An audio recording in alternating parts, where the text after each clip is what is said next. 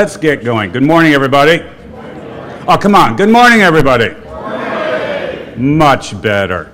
Welcome to, what the heck is the name of this session? 75 questions and 75 answers or something in 75 minutes, or there's a lot of 75s in the title. This is going to be hopefully a fun, interactive session. We have 3 qualified legal experts up here to answer any question that you may have pertaining to cable, telecom, broadband. Divorce, they're not divorce lawyers. They won't talk about your wills or anything else, but they may know somebody that can, so see them afterwards. We will keep it strictly focused on the tasks at hand today. I am not going to go over their bios. Their bios are on the web. They're in the wonderful app that we all have. And let's just say they're all 3 very well qualified to address any questions we can throw at them today. And if not, they will come up with a really good answer. Which reminds me, my son just graduated from college recently, and he had to take this exam to pass. And so it was a 1-question exam. And the question was, what's 2 plus 2 equal? And so he figured, well, that's pretty simple, but I better go ask my physician. And the physician said, well, that's pretty simple. It's 4. Well, I better go ask my family psychiatrist. 4. Saw an engineer. 4. Okay. But I better get a legal expert opinion on this. So he goes to see Brian Grogan. And he goes up to Brian and he says, Brian, what's 2 plus 2 equal? And Brian says, what do you want it to equal? Actually, I heard Brian use that same joke years ago, and it is my favorite attorney joke of all time. I've quoted it many times in many situations of what he wanted to equal, because that's exactly what we're going to get today, is maybe some different opinions on the same question. We have Ken Fellman, Esquire, from Colorado. We have Gail Karrish, not an Esquire. She's not really sure why she's not an Esquire. We think it's because she went to law school in Canada. So we're a little curious about that. And that is not Jonathan Kramer at the far end. Jonathan was not able to be here today, but I wanted to leave that up there for Brian Grogan. I think most of you know Brian, so that he can speak on behalf of Jonathan today and not get in any trouble whatsoever by doing so. I've also been asked to remind everybody to thank the sponsors when you have a chance. Poke there, thank you, much better. We had one up here. Thank your sponsors and exhibitors. I'm not going to read the entire list. There's just a slew of them. I see CenturyLink is in the audience, so I will point them out. So in case anybody has a CenturyLink question, the enemy's in the audience. Actually, they're not no. We work very well closely with them. Are there any other industry representatives in here? Besides CenturyLink, are there any other providers in here today? Comcast, hi, all right. So, we know where everything is, that's good. We'll have a nice family conversation here, and we all know what family reunions can be like. So, I will get this going. Steve Traylor gave me this nice little bell to keep the questions moving quickly. If I don't think we'll need to use it, I'm not sure if it works. Oh, it does. Does that work on the intro, to end the intro? Having said that, let's get going with the first question of the day. And I will throw to our panel. We have some questions. We'll ask a couple questions to tee it up, and then we'll just let the audience get going here. The first question is going to be a tough question. I'm going to ask all 3 of you, who's going to the presidential election? Yes. On to the second question, and this next question is a little more deep. What is the future for wired cable TV in a wireless world? Ken. The good news is we only have 1 minute to answer these questions. And I can't resist commenting on that joke because it was interesting to hear that the Reardon family has a family psychiatrist. That explains a lot, Mike. I'm not sure that, I'm not sure that a wireless world is going to be what's going to impact the future of the cable industry. The future of the cable industry is going to be more impacted by over-the-top. than by wireless. And if we're talking about wireless, I think actually this is a Kramer question. I think if we're talking about wireless as sort of the last piece of the connection from the backbone to the home, I don't think that changes the fact that it's still a cable system under federal law. So that, to me, not a lot is the short answer. Okay. Well, then I will ask a different question then, because you're probably right, that was a Kramer, and since he's not here, who cares? Does the FCC's reclassification of broadband mean that any broadband provider is considered a public utility under federal and state law? Again, does the FCC's reclassification of broadband mean that any broadband provider is considered a public utility under federal or state law? Gail? No. Okay, under a minute. Brian? What she said. Okay, this is going to be fun, guys. One of the questions here is, we provide free Wi-Fi to visitors in our community rec buildings. Do the FCC's new rules and net neutrality order reclassify broadband affect us?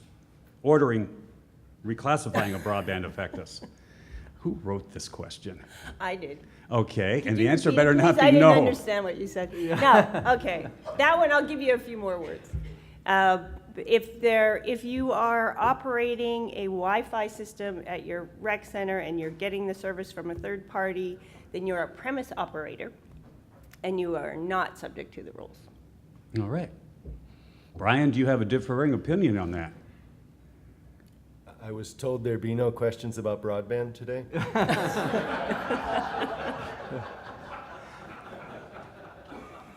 I don't remember saying that to you, actually, but that's okay. Okay, Brian, do paid channels have to provide closed captioning? And by the way, there will be a full session on closed captioning today, so Brian, you can answer that real quickly if you wish. I am going to answer a question, but this particular question we actually gave to Ken.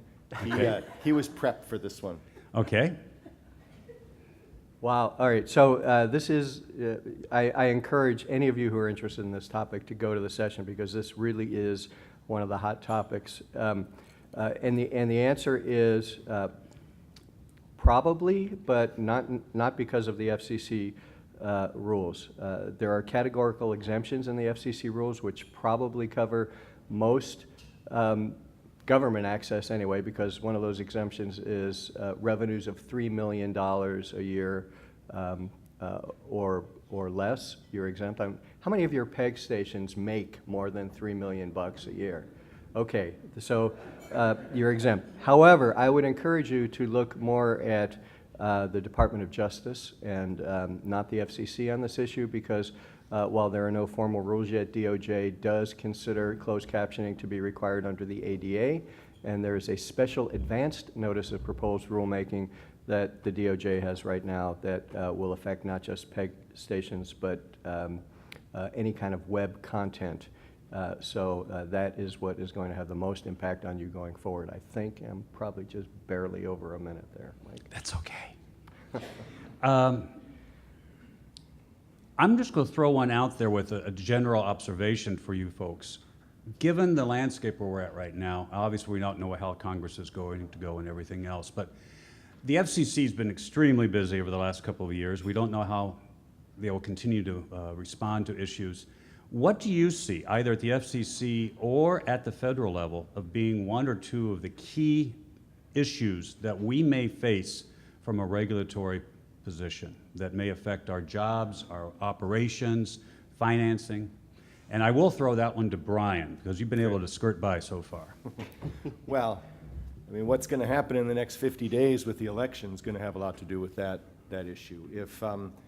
If we have a change of administration, so to speak, and you have a Republican in control, you're going to switch the power at the FCC.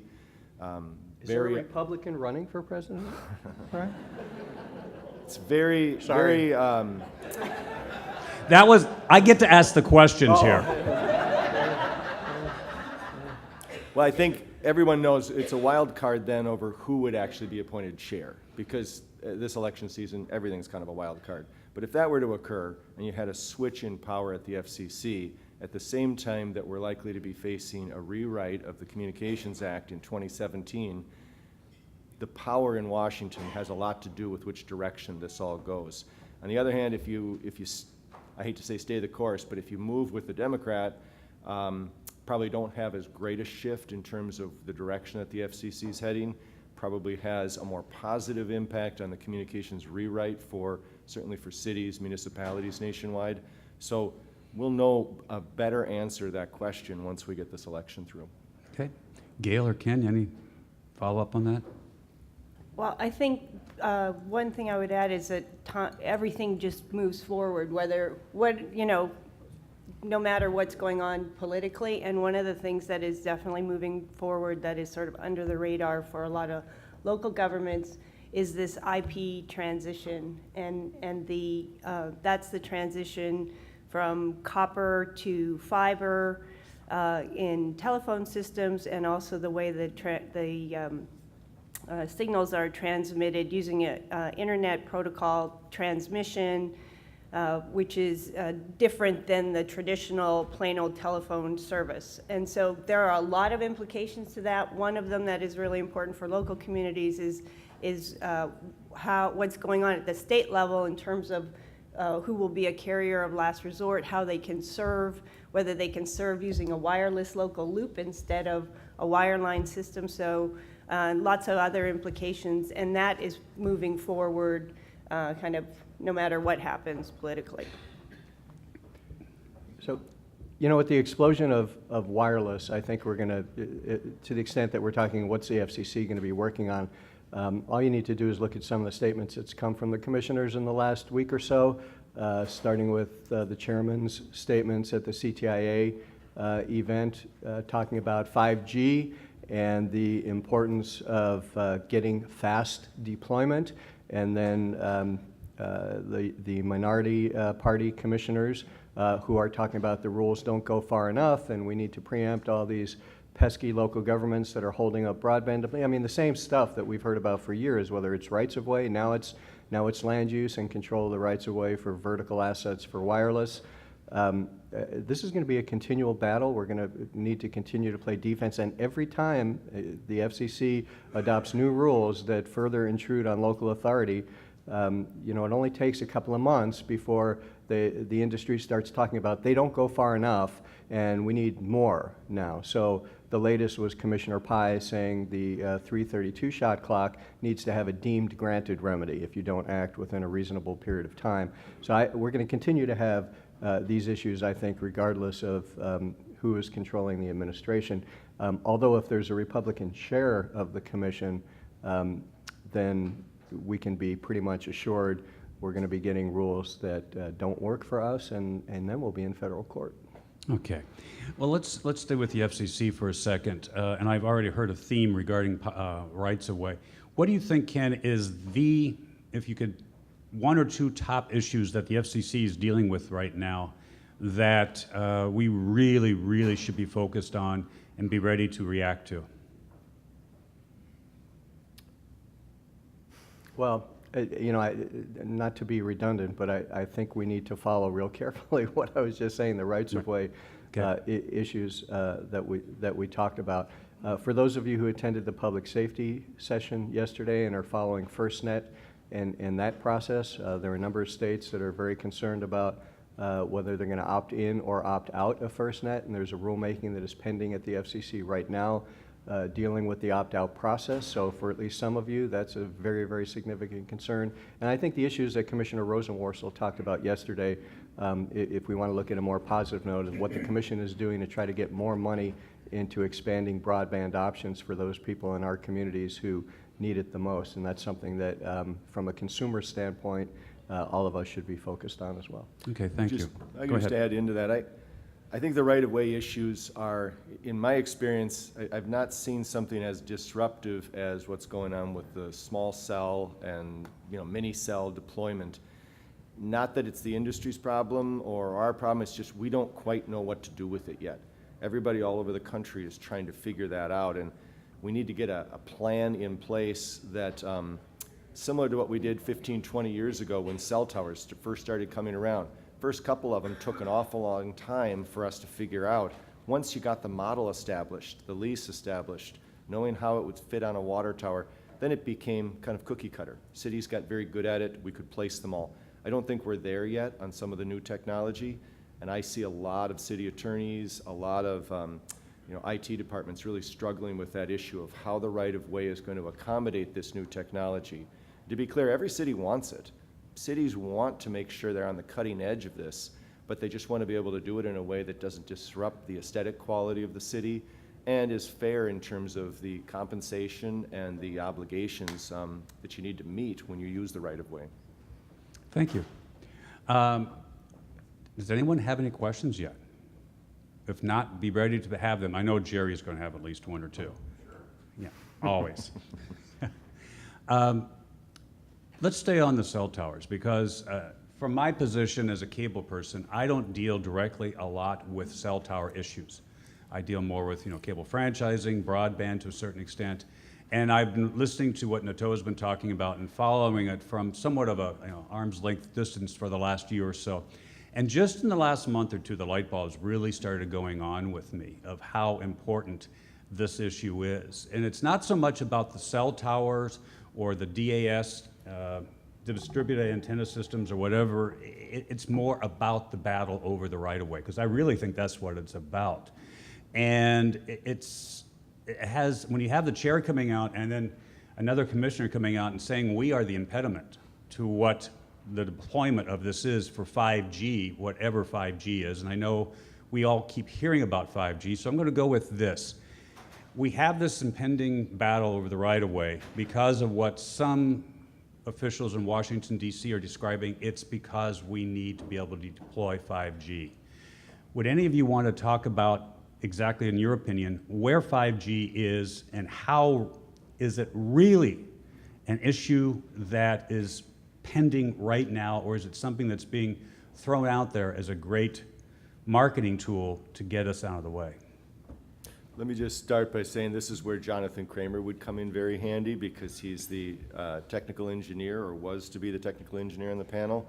Unfortunately, he couldn't be with us today.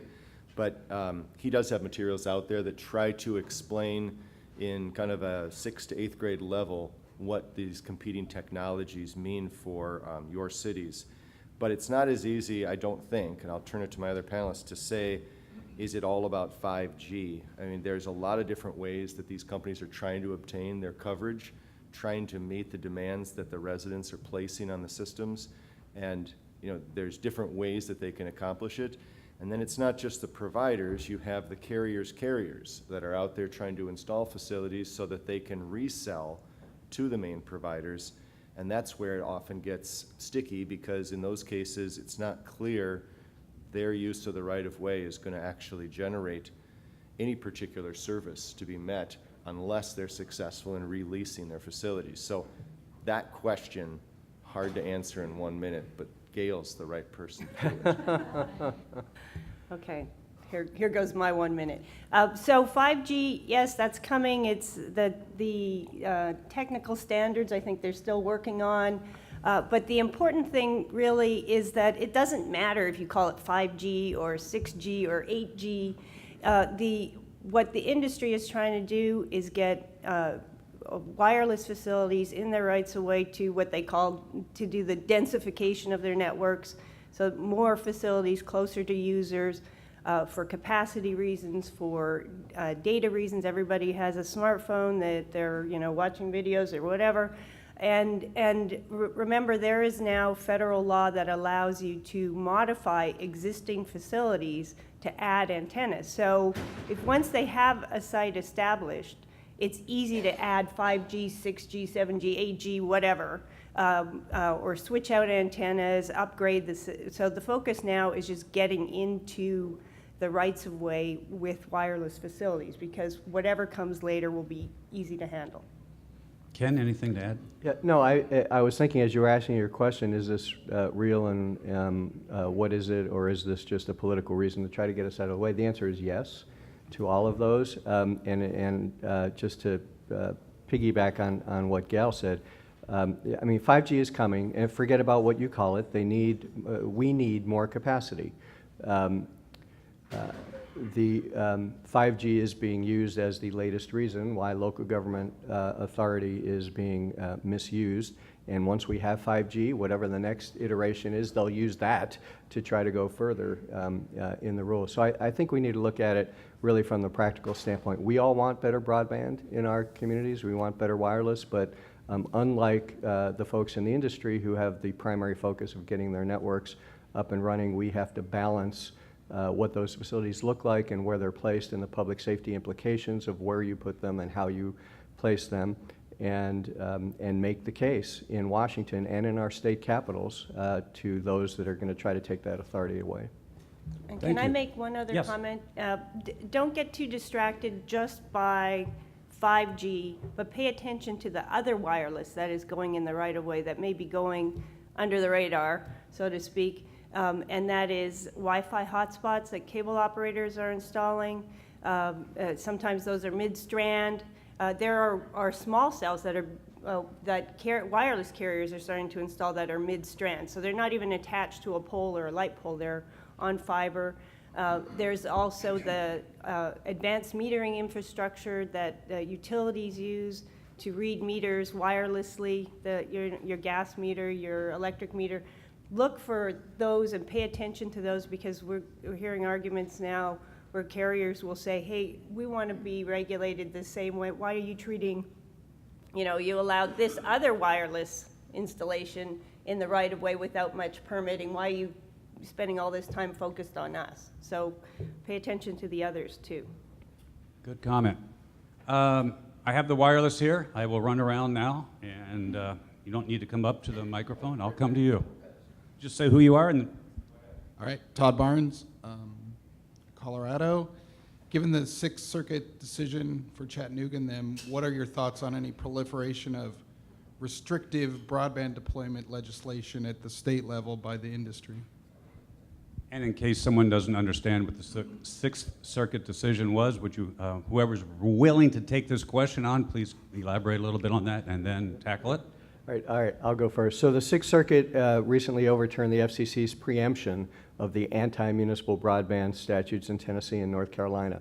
Todd, I think that's going to come down to the politics in each of the 50 state capitals. We have some that are extremely conservative and some that are very much respectful of local authority. So just like we saw in Colorado last year, even before the Sixth Circuit decision, the industry was trying to push away and make it even harder than it already is for municipal broadband. Unfortunately, we were able to defeat that effort. But we're going to have to stay vigilant, and I think in some states you'll probably see more restrictive legislation. In other states, maybe they'll wise up to the fact that this is actually working and it's a good idea and it's a way to get broadband deployed, and they'll start eliminating them. But I'm the eternal optimist on that front.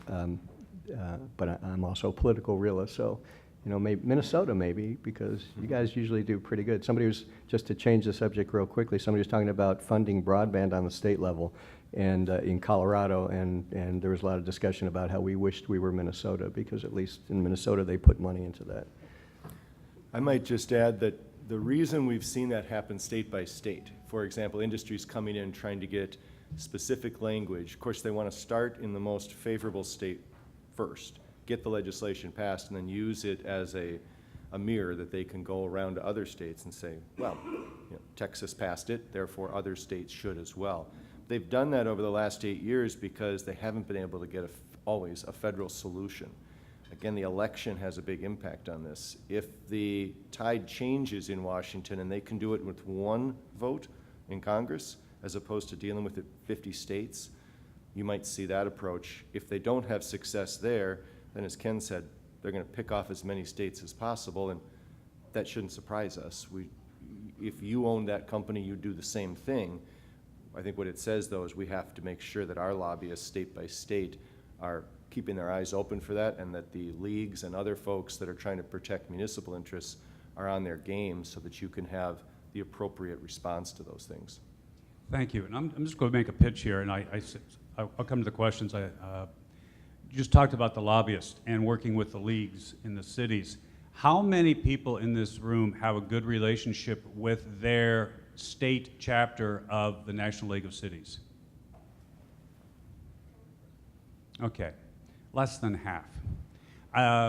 In Minnesota, you were talking about the success we've had in Minnesota. Well, you've got to ask people about the relationship with the State Association of Counties. Okay, and counties. Who has a good relationship with the State Association of Counties? Okay, now we're up to about half. Where I'm going with this is, if you don't have a relationship, and if you're a state chapter, develop one. We've worked very closely with the League of Minnesota Cities now for years. In fact, we serve on the Telecom Task Force. We've helped them provide their policies, and we don't have, the manpower ourselves as a state chapter to. We have lobbyists, but we don't have all the manpower. The league is associated very closely. Everybody knows our league at the state capitol. Get to know your state chapters of the League, National League of Cities, and work with them and help educate them, because that's what they're there for. Hey, Mike, before Yes. before you ask the next question, I just want to add to what Brian said on the federal level. Congresswoman Eshoo, I believe, just introduced legislation that would prohibit states from preempting localities from getting involved in broadband. We're all political realists here. We know what the toxic environment in Washington, what the likelihood of anything progressive passing is. But let's not forget about that and get in touch with your members of Congress and put some pressure on. Let's get some accountability about we could, just like we can get hurt by legislation coming out of Washington, we could fix this problem if we got enough political support in Congress to do it. So it may be an uphill battle, but don't let that one go unnoticed. Get in touch with your representatives and get them to support the municipal broadband bill. You got Booker Markey in the Senate. Right. Thank you. And you had your hand up first. Okay, I'm Julie Livingston. I'm with Cobb County, Georgia. We're a suburb, part of Atlanta metro area. My question is back on the mini cell. We're, like you said, Brian, figuring it out. I think we have a right-of-way agreement we're going to work into, but the part that keeps me up at night, the part that's going to get me fired, is that once we have a permitted facility, like Gail said, it's very easy for them to increase the size up to 10 foot. So right now, we're good with the little mini cells that they're showing on top of the power poles, but we don't have a way, if they all of a sudden decide they want to make it a big mushroom at the top with the extra, antennas up to 10 foot, and in our community, they would lose their minds if that started happening. And like I said, that's the part. Do you have any idea on how we can address that? We have a right-of-way agreement that it looks like we're going to be entering into with the different pass-through companies like Mobility and Crown Castle and stuff like that. But that's the component that most concerns me right now. If you have any suggestions, thanks. Well, under your kind of permitting, regulatory, zoning authority, there's no way around it. But if you are exercising any proprietary authority, like you own the pole, or even look in the context of your right-of-way agreement, whether you can characterize that as exercising a proprietary authority, as like a franchise or something, then that may be your way of doing it, because those federal rules do not apply to you, any exercise of local government authority exercised in a proprietary capacity. So if you can find that hook, that's your way to control what happens. Yeah, one other hook to look at there is the mandatory co-location rules would not apply. It would be considered a substantial change and therefore not subject to mandatory co-location if the addition would defeat any of the camouflage nature of the site. Now, you can't just camouflage a pole, but if you, in your rights-of-way agreement, if you have certain limitations on what that pole can look like and colors and the size of the attachments on the top of the pole, so that to the best that it possibly can, it blends in with the existing environment, and you make it clear that it is a critical condition of the government granting this permission that it's imposing these camouflage requirements, any addition that would defeat that would be considered a substantial change and therefore subject to your regular land use code application. So that's another way you can write some language in that would protect against those additions. I guess I'd just add that, think of it as three different kinds of poles. If you're talking about small cell, you've got the poles that you own, which I think is what Gail's describing as your proprietary, because those are yours. Right. You've got let's say the utility-owned poles, which they're going to have through a pole attachment agreement or through other contracts between them that's going to govern how, whoops, am I not close enough? Thank you. Yeah, Jonathan would be appalled by some of my answers, I'm sure. And then you have those that some of these companies are seeking to install, whether they're 40, 60, 80, 120-foot poles. those are the ones in particular that I think you got to be careful about how they're placed, what rules, what restrictions, and in some cases, your hands are going to be tied on some of those. And before we go any further, as you saw, I just took the sign down. For those who came in after the introductions, that is Brian Grogan. Jonathan was not able to be here, so Brian was gracious enough to fill in for him today. Thanks, Mike. Tony Perez with Seattle, Washington. I was wondering if any of you could comment on the ongoing dispute between Public Knowledge and Comcast as to the regulatory classification of Comcast stream service. It is a good question. Let's set up a background, and then that's going to give these folks a chance to make sure they have the right answer to the question. But I'm going to set up the background. Why don't we, So, I was thinking, why don't we ask Comcast to comment? so think of it in terms of Seattle. So Seattle has Comcast as a franchise cable operator. They provide a streaming service there, let's say 30 channels of programming, so that customers can go ahead and buy this mini package streaming service. Some of the questions become, is that then revenue, if they derive revenue from that, is that subject to the franchise fee? Do they have to provide PEG channels on that? How are they treating that in areas where they have a franchise? And so far, Comcast has actually been very favorable to a municipal perspective on that. They've actually paid franchise fees. They've offered to provide the PEG channels on it in areas where they're franchised. Now, if you go to a part of Washington State where Comcast does not hold a franchise and they're still making that mini tier available over a broadband network, how is that treated? And in that case, there is no local franchise. They aren't going to be paying any franchise fees. They would be no different than a Hulu or a Netflix or anybody else, because there is not a wired facility within that area. Now, as to the dispute with Public Knowledge, that's where I'm going to turn to these folks. Yeah, well, unfortunately, I'm not going to be able to answer that because I'm not familiar with the details of the dispute, Tony, but I mean, I agree with the way that Brian set it up. You have to look at what's the network that they're using to deliver the multi-channel video programming service, and if it's wires in your local streets, or at least partly wires in your local streets, it's a cable system and it's a cable service. And if it's not, you're going to have a hard time making that argument. Keep in mind, they could have taken the opposite position. They could have said, no, we don't think it is, and we all would have been in a big fight over that issue. But to the best of my knowledge, Comcast has so far maintained the position that I described. That could change in an instant if the FCC or Congress open a door and Comcast has to take a new look at their legal positioning on that issue. Similar position to cable modem. Exactly, fair. His comment was similar to cable modems. Who has a question? Actually, you might want to ask Howard County, who's been to the commission on the same issue, their point of view. Jerry? I said you might want to ask.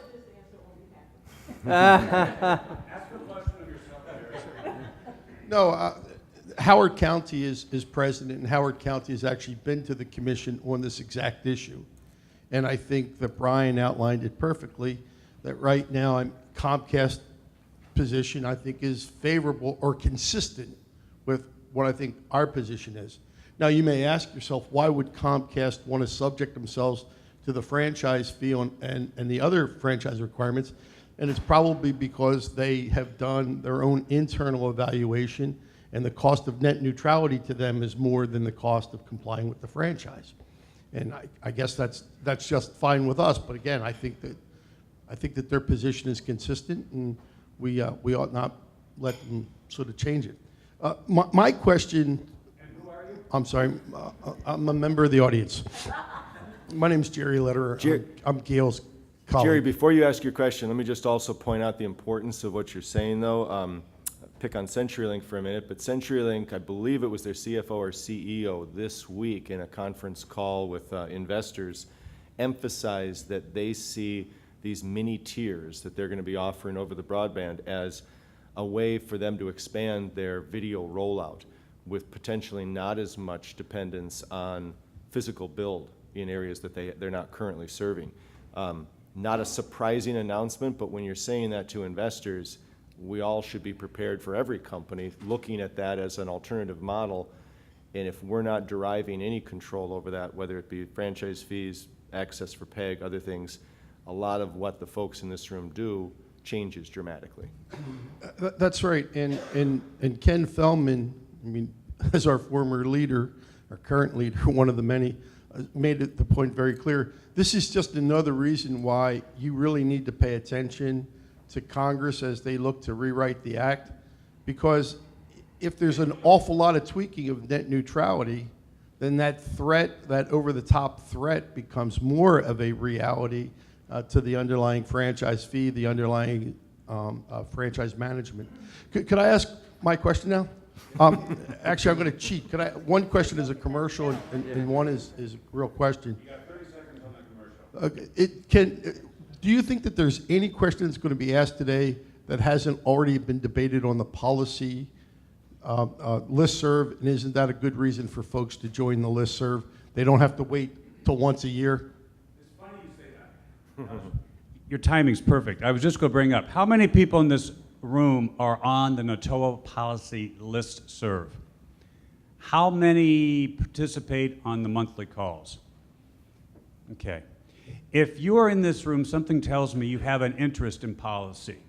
There is a wonderful listserv that NOTOA provides for members only that gets into a lot of the discussions we are having today.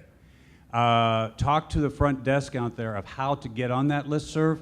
Some of it may be over the top of our heads because the attorneys talk about it, and I just but it's good because at least it gives me a regular view into what's going on. So if you're not on that listserv and you have an interest in policy, get on it. Now there's the commercial. Now your question. So role playing now, I'm a cable administrator. I've got to go in for my budget, my yearly budget forecast. And my question is, when I'm asked by my city manager, my county manager, treasurer, whoever it happens to be, what my forecast is for the franchise fee for next year and then for the next 5 years, what advice would you give me in answering that question? I was just in a negotiation with let's say a large incumbent cable television operator, and part of the debate was a percentage for PEG support.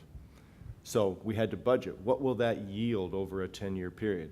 And I was surprised that the operator was very optimistic about their overall gross revenues derived from cable TV over the next 3, 5, 10-year time period. Now, of course, they're trying to argue that it's going to be a big number for negotiation purposes, but given the people in the room, I don't think they throw out the kind of growth that they put down without having some forethought that, in fact, that's legitimate and real. So, whereas 2 years ago I might have been very negative on that answer, that this is a declining subscriber base, declining revenue. In fact, I haven't seen that play out. I've seen it be flat in terms of some cities because of the loss of subscribers. But of course, the price of cable still goes up. So if I'm that administrator, I think I report to my boss that it may be flat or it may be a slight increase, but I don't think I budget in the next 2-year cycle a downturn on franchise fee revenue. Ken? Yeah. So I guess I'm still a little bit more negative. I agree with Brian that revenues have been flat. In cable subscribers have gone down generally, but the prices keep going up. But I'll make a little pitch here. If any of you ever have an opportunity to see Tony Perez speak on the future of cable television, it is worth the price of admission. And I won't get into the details, but I tend to agree with Tony. At some point, I think cable franchising as we know it is going away. The cable model is simply not sustainable. Now, you know, I'll sort of try to err on the side of giving the benefit of the doubt to my friends in the cable industry. They're not just raising prices so that their senior executives can, you know, make millions more than the millions they already make. Programming costs are going up dramatically, but these big packages that keep going up and up and up, as you start seeing the smaller bundles come in over the top, That's really where the future is. And when the sports market, and this is one of Tony's pitches, when sports goes completely a la carte, and you can get the Seattle Mariners channel over the top, when you can get the Washington Nationals over the top, I'll just deviate real quickly. I'm a huge Rockies fan until they're out of it, which oftentimes is before the All-Star break.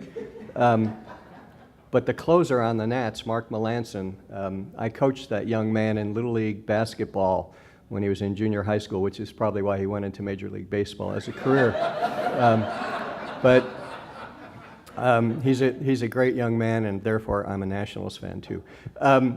No, I think the cable model is ultimately breaking down. Whether that takes 5 years or 10 years or 15 years, I don't know. But when I'm talking to finance directors and city managers and county managers, I'm telling them it's going to go down. But what you really need to look at, and it may be in 5 years or 10 years, what are you going to do when the franchise fee goes away completely and the PEG fee goes away completely? Now, we might be able to change that with a rewrite of the act if we do a good job lobbying. But the current framework, at some point, I just can't tell you when, I think, is going away. And we need to think about a world without that revenue. You've gone into one of the areas that's near and dear to me, is the future of the franchising. And we talked about it earlier when we talked about the right-of-way issues. To me, franchising is all about right-of-way issues. They're using the right-of-way, and I'm not talking about cable, I'm talking about anybody that's using the right-of-way for the delivery of ones and zeros, if you want to put it that way. Telecom, information, communication. I'm going to throw it out to you, and I know you guys are not policy people per se, but do you see, if we come in with an argument that the right-of-way is ours to maintain for the public safety, it's just the same thing as if McDonald wanted to use a park, one of our parks. We wouldn't allow them to use a park without having them to pay for the use of that park. Is there any way, do you see, that as we deal with this issue, because it is coming, how we make that argument that the right-of-way has to be maintained? And it could be the county, it could be the state. Whoever owns that right-of-way should be receiving compensation for it. And can I add to that the question of whether or not that is the argument we should make, or if there are not alternatives? Okay, if you didn't hear that, is that the argument we should make? And you are, sir? I'm Gavin Logan, Washington, D.C. Thank you. Well, let me again start by laying the foundation for the wonderful answer that my colleagues will give. But you think about the right-of-way. We have utilities that use the right-of-way, and that's been that way for 100 years, and that's unlikely to change. Gas, electric, water. But there's only one company in most cases that provide those services. They're ubiquitous. They serve every single house in town. They're almost all rate regulated at the state level. So much gas therms, we each pay for it. It's a regulated rate, varies a little bit state to state, and that right-of-way use is locked in. That system is unlikely to change. What's different about the communications world is it's not regulated. We could have 10 cable operators, 10 broadband operators. We already have tens or dozens of various telecommunications providers, ILEX, LEX, competitive carriers, you name it. They're all fighting for the use of the right-of-way. So the question is, how do you model that use of the right-of-way? And it is very different than a utility use of the right-of-way, because these companies may just want to pick off the business sector of your town, may just want to pick off a certain area to fit their business model. That's where the right-of-way regulation comes in. Ken makes a decent point about at some point this system will change. My point is I don't think it's going to change because of the revenue of the companies. It's going to change because of a regulatory change. The feds at the FCC or at Congress are going to make a change that's going to blow this model up and come in with a new model. Now, what that model should be and how we regulate that competitive industry's use of the right-of-way, that's a tough question. Yes, it is. I would frame it just slightly differently. I think that there is sort of a historic kind of compact with public utilities. But those included historically telephone companies. And there are still telephone companies that are regulated public utilities. And so there is this concept that often they got a lower kind of rate for use. If you think of the rent for use of the public right-of-way in terms of franchise fees, to give you an example, in California, telecom public utilities pay no franchise fee for use of the right-of-way, but they got that in a context where they were regulated in terms of the quality of the service and the rates that they were charging customers. That model has blown up for a long time. And so that where there are still public utility telecom providers, their social sort of obligations in terms of quality of service and rate regulation, that has gone away and continues to go away as there is a lot of deregulation at the state level, the public utility commissions, like voice over IP service, not regulated. Although that can often be provided by a public utility sort of telephone company or is like a substitute. And so what we have with the cable operators who came in not as public utilities, with paying a franchise fee under a, kind of not a lot of regulation at all really in terms of what they're providing and their service, that situation developed into something where they got limited to one service that they're paying a franchise fee on. So you'll see where often we'll see arguments where they're saying, well, we're paying 5% of our cable, but we're paying 5% of our gross revenues, and the telephone company is not paying anything, but it's 5% of their cable service revenues, which is arguably shrinking. And what we're faced with going forward, I think, is just a kind of a rethink of in this world where in the communication space, it doesn't make sense to really have these sort of, you don't have public utilities almost anymore. It's much more competitive because of all the technologies that we have. Maybe it makes sense to rethink how they should be classified in terms of how their use of the right-of-way should be classified. And I think it is very different than a gas or electric utility that is more still on a traditional model. And All right. So here's a good place to start. The NATOA blueprint. Tony, what's the official name of that document? The blueprint. Blueprint for global communications. I can't remember. All right. it's referred to as the blueprint. Go to the NATOA website. A couple of years ago, NATOA put together a blueprint for kind of foundational principles to be looking at when we finally get around to changing our communications laws in this country. And to your question, sir, I think for me, if I were king of the world, which I'm often reminded at home that I'm not, I think the next rewrite ought to have a provision that is completely technology neutral and recognizes the ability to charge some reasonable amount. Maybe it's not 5% of gross revenues, maybe it's 2%, but any entity that puts facilities in public rights-of-way ought to pay some amount to the owner of that rights-of-way, whether it's a town or a county or a state, and it shouldn't matter whether it's fiber optics or any other technology or whether they're providing video content on it directly as the programmer or whether they're letting some other programmer ride on that pipe. The owner of that infrastructure that is occupying space in public property, there can be one flat fee. To me, that's the way to continue some kind of revenue generation for the use of public property, but also to be completely technology neutral, so to encourage all kinds of companies to get in the rights of way and put their facilities in there, subject to local police powers, of course. And to me, that's kind of the foundational issue going forward of what we ought to be looking at in a new Communications Act. And one comment on his comment. Real quickly. Another question to think about is whether that debate should even happen at the federal level or whether it's a state-by-state discussion, because we have today states that have the ability to charge a wide variety of players. I mean, what I talked about in California, paying nothing, is because of a state law, not because of anything that the feds have done. And what the feds have done is cap your franchise fees for cable. So the other issue is don't forget about the state level. That's a very important part of it. Mike, you have to give me one last chance, though. Okay, Jonathan.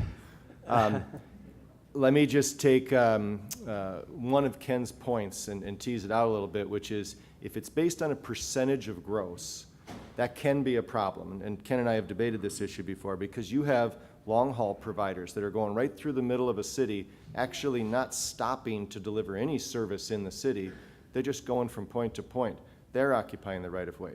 You have backhaul providers that go to every single cell site and connect those sites, because there is nothing that's completely wireless. It's all ends up at a wired circuit somewhere.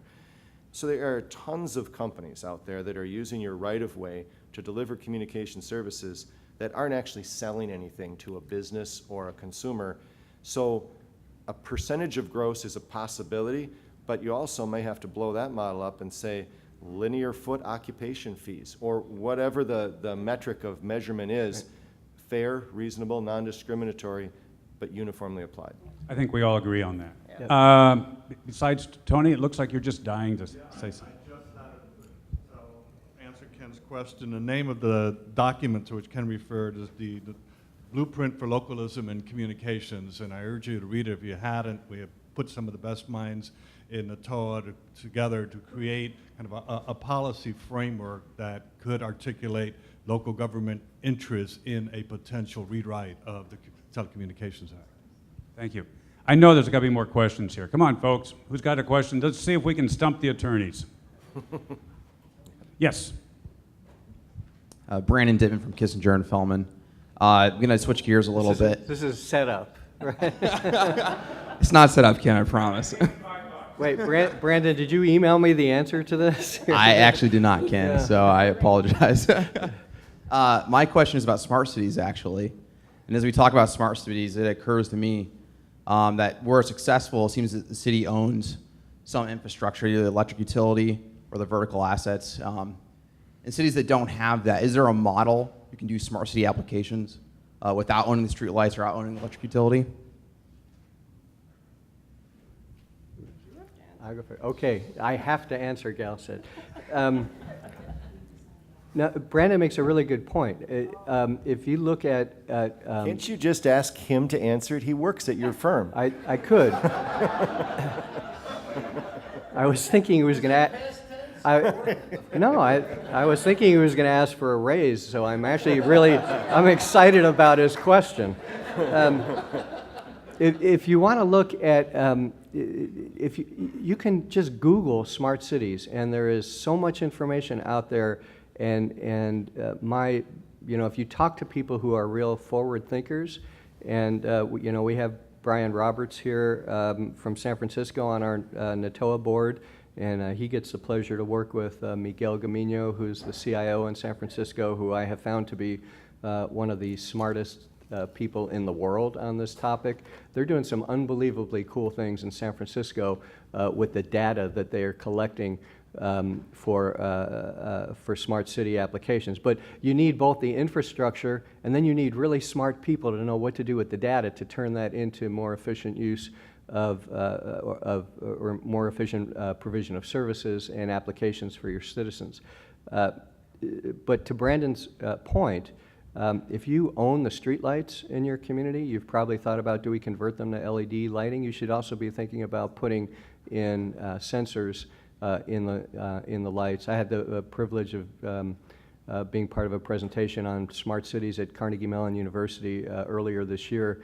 The city of Pittsburgh owns about half of its streetlights, and Duquesne Energy is their private investor-owned utility that own the rest of them. But on the city-owned lights, they're retrofitting all of them. They're putting in sensors, and they're going to be collecting the kind of data that they need to do smart city applications. So you ought to be forward-thinking. You ought to be looking at what assets do we own or do we need to acquire, and where are we going to put up these data points that we can start using to develop more smart city applications. We have a question back here. Larry Dunbar, City of Ellensburg. We have our own electric utility, municipal, and we regularly trim trees on our utility poles, but our communications providers do no tree trimming. And I'm just wondering, can a municipal require parties that could attach to our facilities to trim their trees? And if we can or can't, I'm just wondering why can communications utilities not ever trim trees? I mean, it just doesn't make sense. It affects their reliability. We're down to the local level. I like this. Go Sure. ahead. So, I mean, usually those issues are governed by the pole attachment agreement. So for everybody who didn't hear, we've got a municipally owned set of poles. They're allowing communications companies on. And you're correct, typically those companies don't go out and trim trees, and for good reason, because they almost always get in trouble when they go out and trim trees. Either they anger some of the residents because they're trimming the prized oak tree on their property, or they get in trouble with disruption of other facilities. That's not their line of business, so they would prefer to pass it off. The way you get compensated for that, though, is you build that into your pole attachment agreement compensation. So the cost per pole should include maintenance of the pole and all of the other things that go into the calculation of the formula. More specific than this crowd wants, but you're not subject to the FCC pole attachment rates. You're allowed to establish your rates as a municipal-owned pole through whatever formula.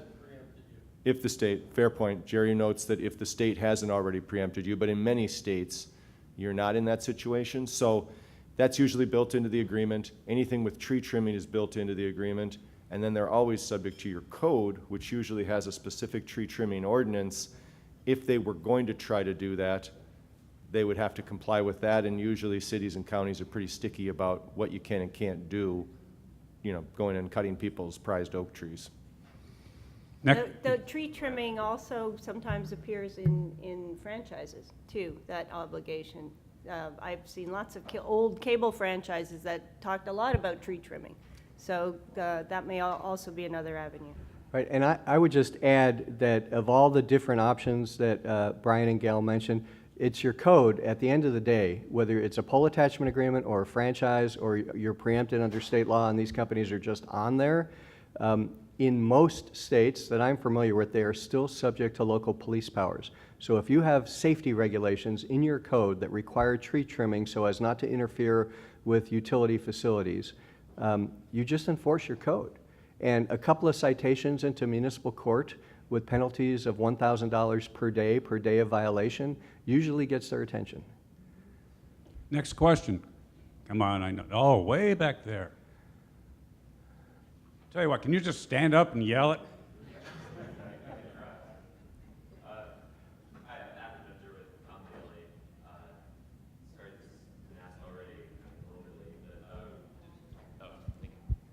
All right, hi. Chairman Wheeler, a couple weeks at the CTIA show, was talking about easing local siting restrictions for small cells. I guess, what do you think is going to come of that, and should local jurisdictions be worried about any decision there? Well, that question has been discussed a little bit, so if we can just give a real quick recap on that for those who have come in late. Yeah, I think it's for common daily. Take your time. Yeah. Oh, well, we did talk a little bit, and I think the general consensus was we all should be worried about where the FCC is going to be going on that issue.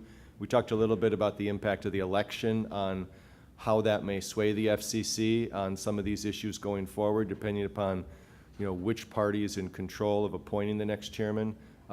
So we did touch on a number of those issues, but I think, again, the consensus here was cities ought to be very concerned with the comments out of the FCC if we're being viewed as the barrier to entry. I think the theory in this room is most of us are not acting as a barrier to entry. We're struggling with how best to move forward on these issues. What we're trying to do is come up with a model formula that can move these forward more quickly, but there is a learning curve on some of this new technology. All right, we're at 33 questions. We still have another 32 to go, whatever it is, 42 to go. So who's got another question here?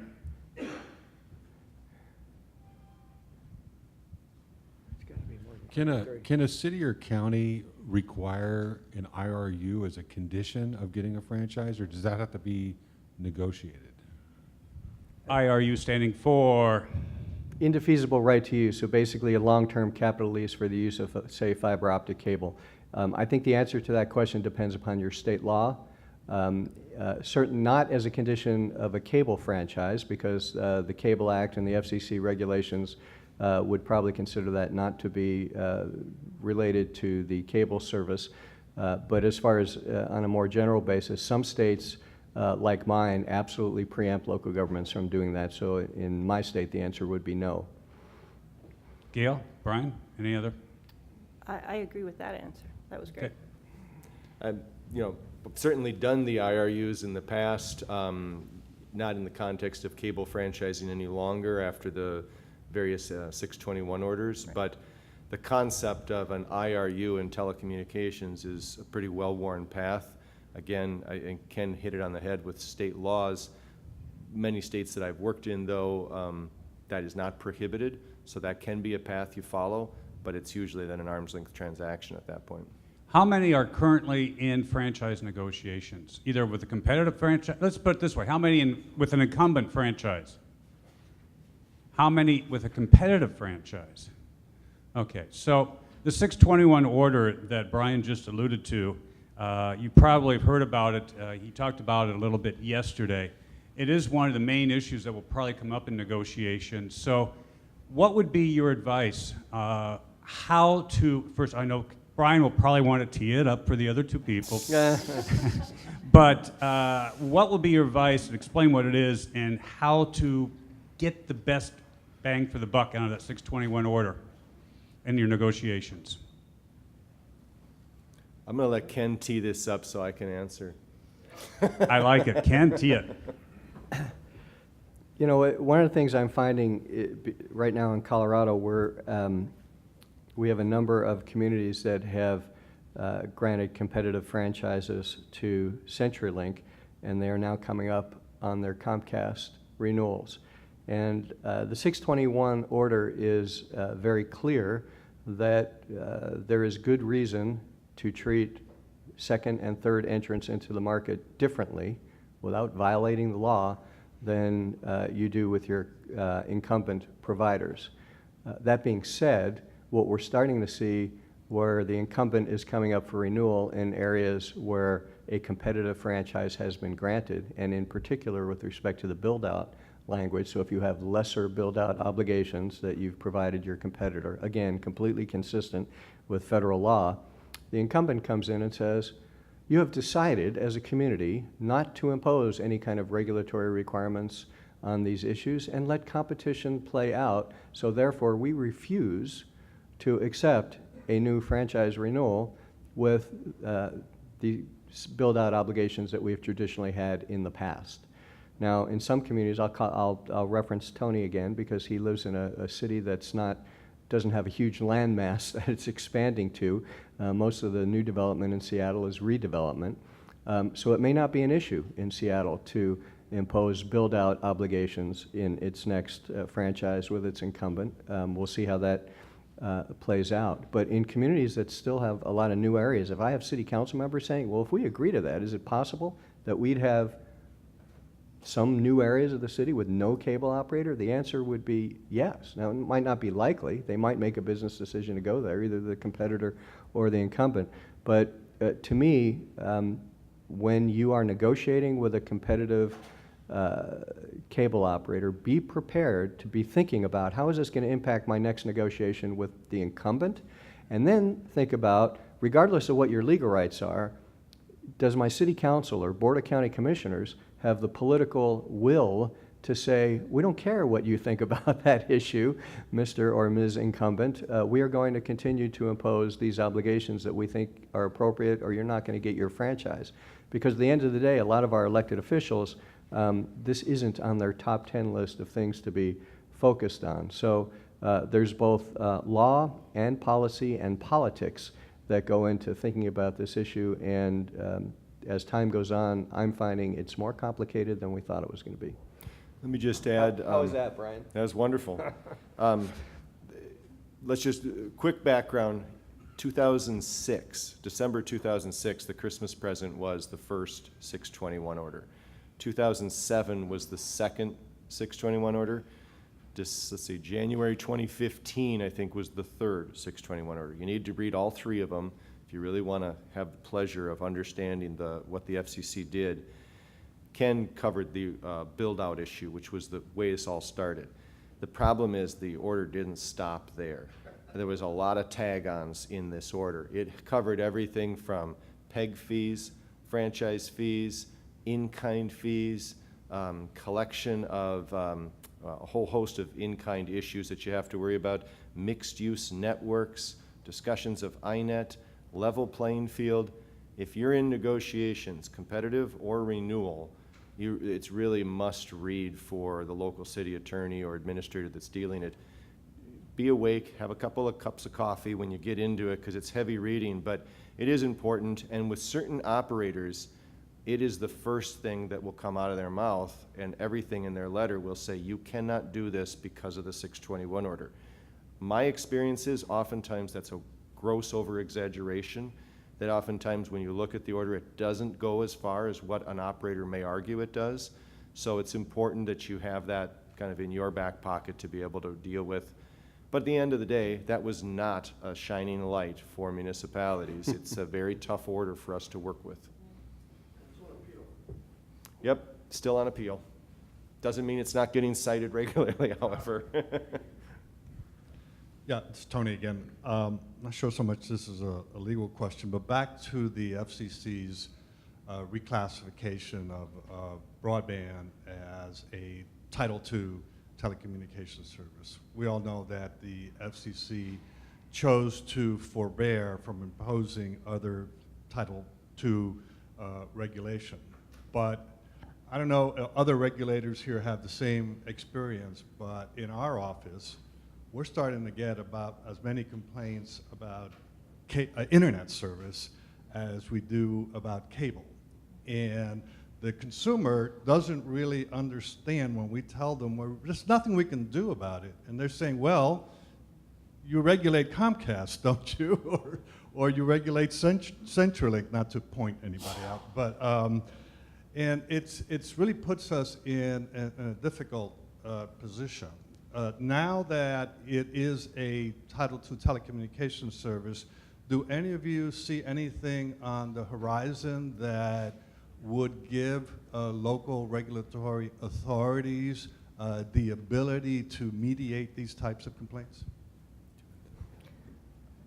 I'll start with that. I think one of the difficulties at the local level is that think of any other telecommunications service.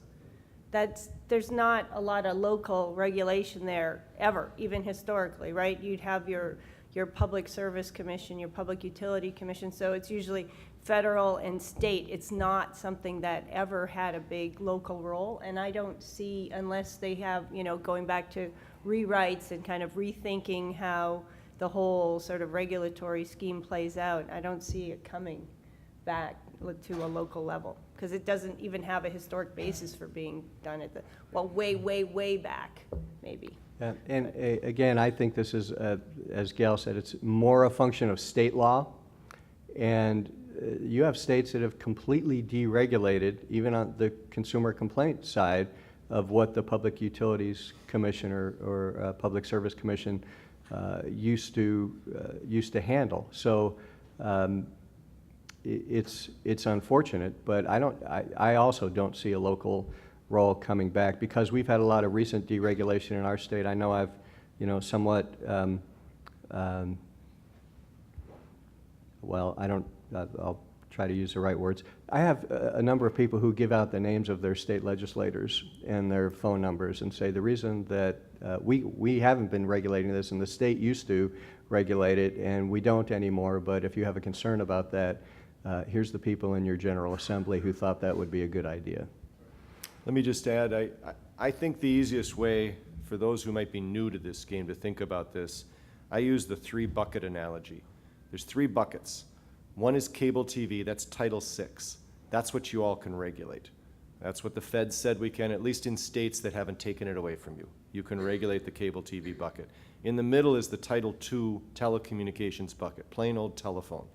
That's what Gail was describing as usually PUC, PSC regulated, and frankly, after the last 10 years, mostly deregulated. Hardly anybody touches that stuff anymore because it's pretty competitive. Then you have the third bucket, which is broadband, internet service. That's not regulated at the local or the state level, that's federal level. So even if your state wanted to try to put in regulations, I don't think they legally can, absent a change at the federal level. Now, maybe I'm gonna get a disagreement. disagree with Okay, you. all right, great, and that's wonderful. It's what we're supposed to have, is this banter back and forth. But if I categorize them that way, that helps me try to keep in control what our city, my client, can deal with and what they can regulate. But I'm curious if I've overstated the third bucket, which it seems like I might have.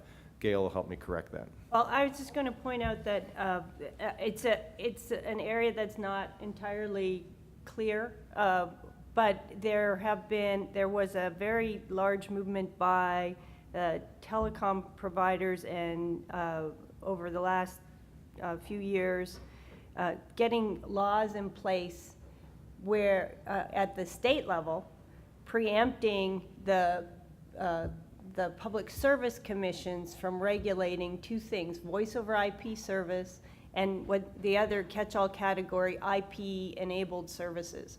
And those services, the PUCs weren't even, in some cases, not even regulating them, and yet they felt compelled to go and get a state law saying, I know you're not regulating it, but you can't.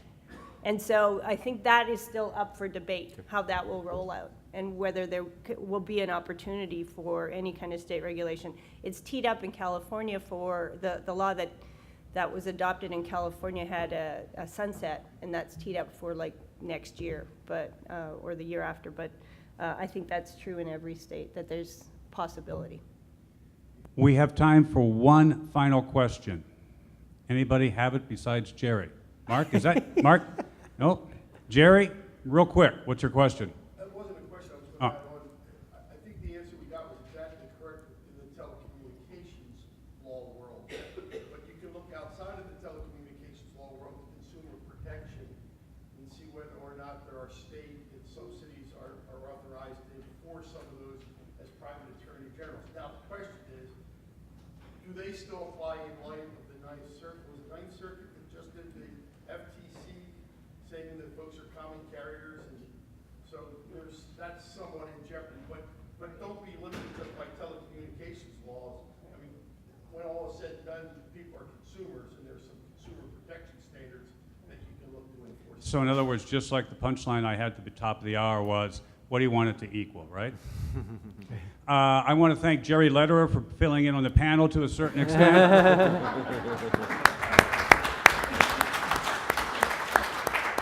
I want to thank Jonathan Kramer, a.k.a. Brian Grogan, Gail Karrish, and Ken Fellman. Everybody have a wonderful day.